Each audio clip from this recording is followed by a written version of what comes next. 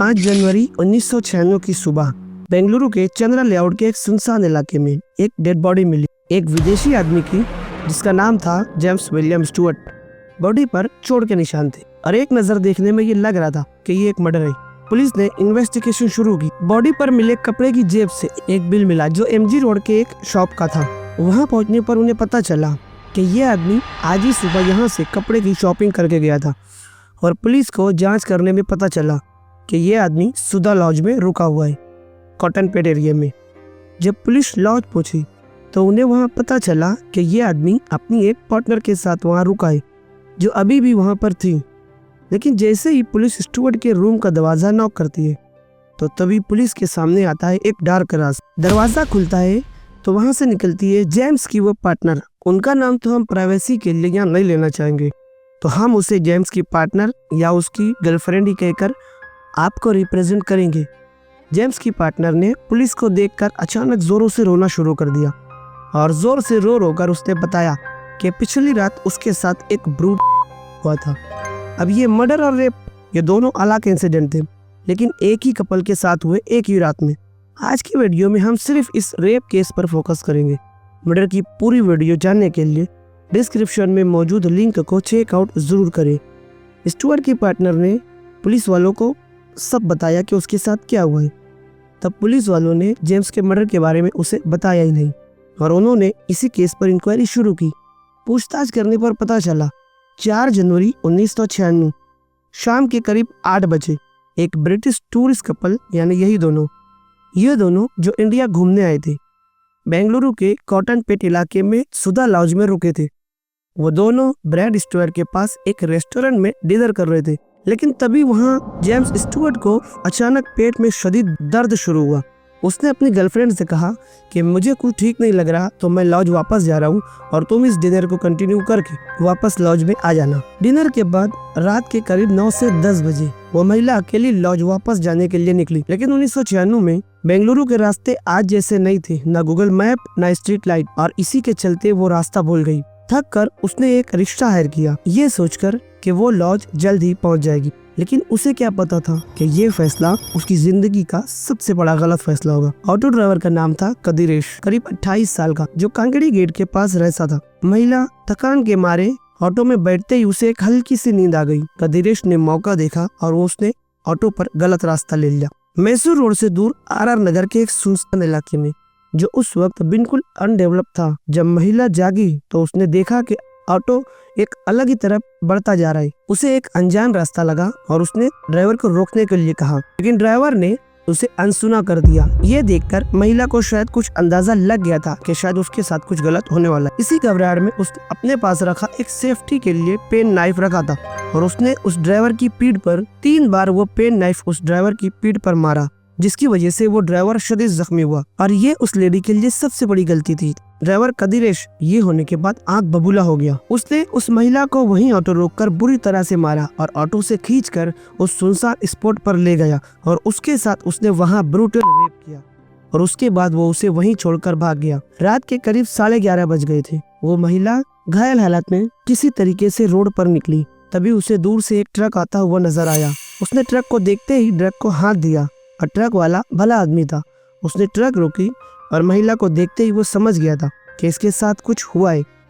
उस ट्रक वाले ने उस महिला को अपनी ट्रक में लिफ्ट दी और उसे सेंट्रल पुलिस स्टेशन चमराज पेट पर पहुंचा दिया। उसके कपड़े फटे हुए थे, चेहरा दर्द से सफेद था। वो पुलिस को अपनी आप बीती बताने की कोशिश कर रही थी, लेकिन कांस्टेबल इंग्लिश ना समझ पाने की वजह से और करीब रात के 11:30 बजे वहाँ पर कोई और सीनियर ऑफिसर ना होने की वजह से उस महिला को लग गया कि ये मेरी बातों को समझ नहीं पा रहे। फिर किसी तरह से उसने कुछ सुधा लॉज कहा, जिससे उन कांस्टेबल को ये लगा कि ये लेडी शायद बस अपना रास्ता भूल गई है और उन्होंने उसे सुधा लॉज पहुंचा दिया।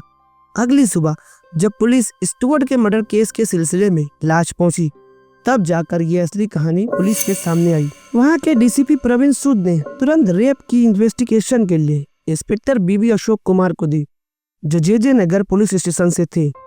महिला ने जितना याद था उसने बताया। ऑटो का रास्ता, मैसूर रोड, आर नगर का वो डिसर्टेड स्पॉट, लेकिन सबसे बड़ा क्लू था उसका पेन नाइफ का अटैक।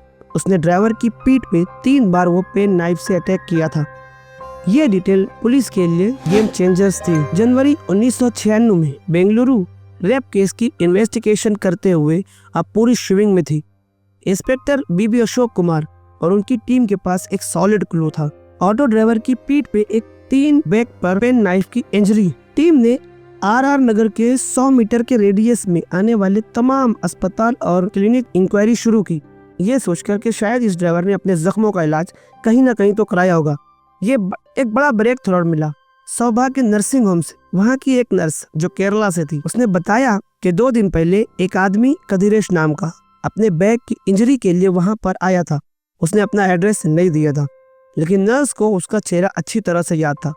पुलिस के लिए ये लीड सोने पे सुहागा थी।